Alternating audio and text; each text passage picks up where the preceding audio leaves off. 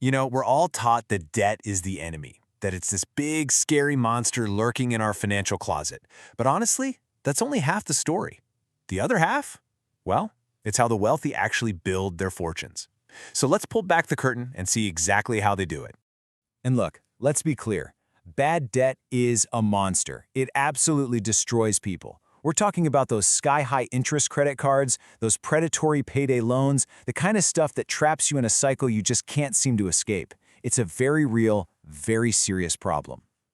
But on the flip side, there's this whole other universe of debt, the kind that can build empires, mortgages that secure a family's future, student loans that can unlock a massive jump in your income, business credit that gets a dream off the ground.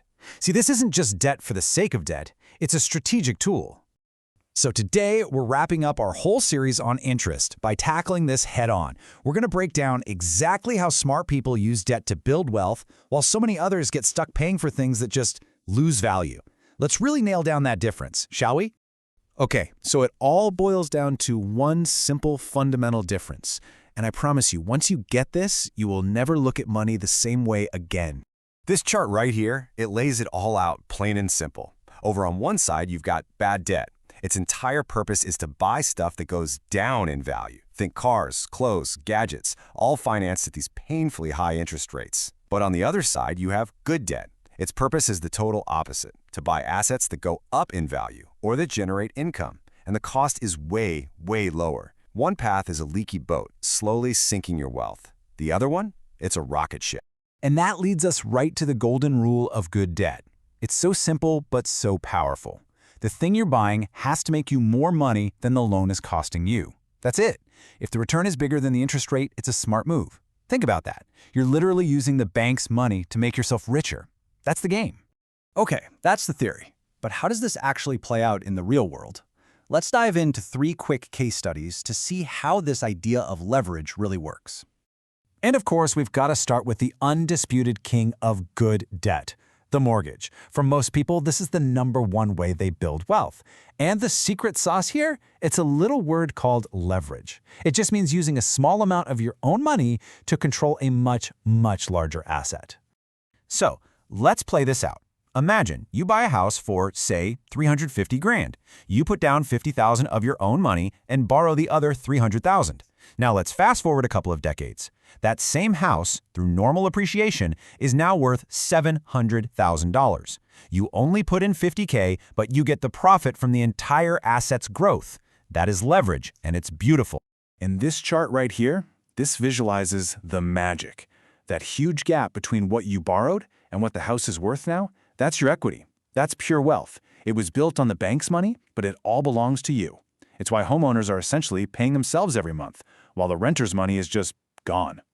All right, next up, a bit of a controversial one, student loans. Yeah, we all hear the horror stories, and they are real. But when they're used strategically, they can be a massive investment in the single most important asset you will ever own, your own earning power.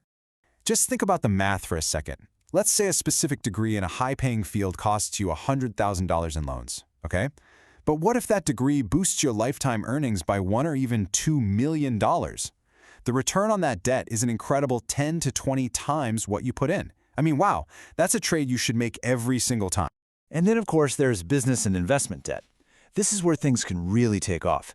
Entrepreneurs borrow to start businesses that could have a 30% or higher return. Investors use mortgages to buy rental properties where the tenant's rent pays off the loan for you and you get the cash flow and the appreciation. But the core rule, the non-negotiable rule, is always the same. The debt has to fund something that puts more money in your pocket than it takes out, period. Okay, but here's the deal. This is a powerful tool.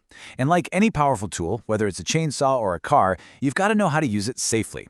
So let's go over the absolute non-negotiables for using debt to build wealth without getting hurt. So think of this as your safety checklist. First, and this is huge, never borrow more than you can comfortably repay. Next, try to keep all your debt payments under 36% of your income. It's a key benchmark for financial health. Always shop around for the best rates. Even 1% makes a massive difference over time. And this one is crucial. Build an emergency fund before you take on big debt.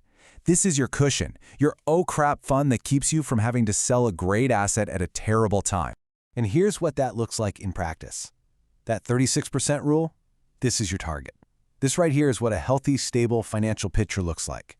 Staying in that zone means you're in control. It gives you breathing room, stability, and the freedom to keep moving forward. All right, as we start to wrap this up, I want to leave you with one final thought. One big idea that really ties this all together. Debt is a tool. That's it. In the wrong hands, yeah, it can cause a lot of damage. It can absolutely trap you. But in the right hands, when you know what you're doing, when you follow the rules, it becomes one of the single most powerful accelerators for building wealth that exists. And just like that, we've come to the end of our whole series on interest. We kicked things off by looking at the two sides of interest, then we saw the magic of compounding, we learned how to crush credit card debt, how to earn more on our savings, and today we finished by mastering good debt. Wow, it's been quite a journey, hasn't it? So, now it's your turn. I really want to hear from you. After everything we've covered, what was the one single thing from this whole series that really made the light bulb go off for you? Drop your biggest takeaway in the comments below. I'm genuinely curious to see what resonated with you all. Hey, if this series helped you see things in a new way, a simple like and subscribe goes a long way and lets us make more explainers just like this one. And maybe share it with one friend you think could use it. Remember, debt isn't just about what you owe, it's about what you can build. Thanks so much for watching.